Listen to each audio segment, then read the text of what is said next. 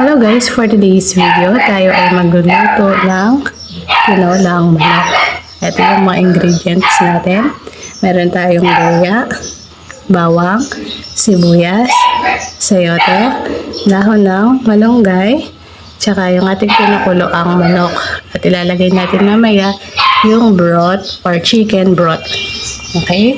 Start na tayo sa pagluluto. Meron na tayong mantika dito. Ilagay na natin yung ginger.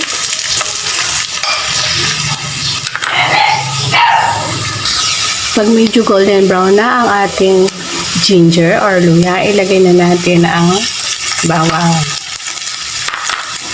Itabi lang natin itong ginger. Lagyan natin itong bawang.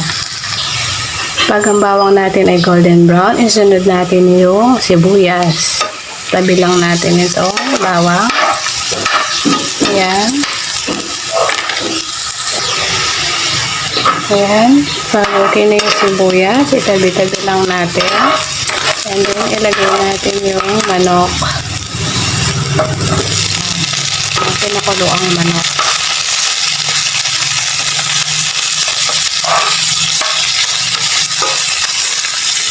Ayan, prituhin lang natin ng konti. Then, sunod natin mamaya yung sayote at yung chicken broth. Then, sabay natin yung malunggay.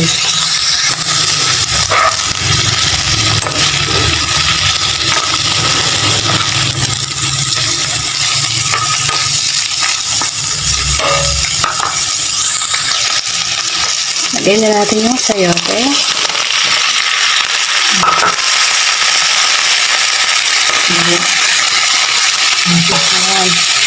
Oo, thank you. Then, lagyan na natin yung chicken broth.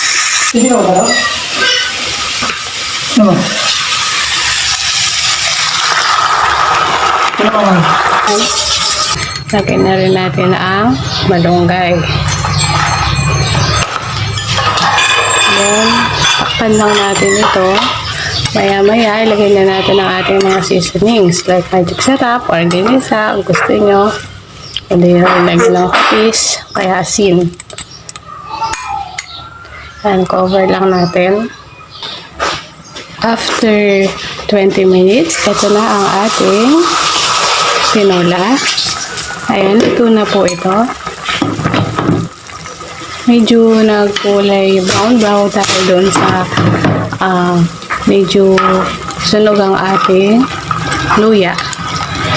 Ayan, ito na po ang ating tinola. Ayan, kung nagustuhan nyo ang ating recipe na tinolang manok, don't forget to subscribe, like, and share.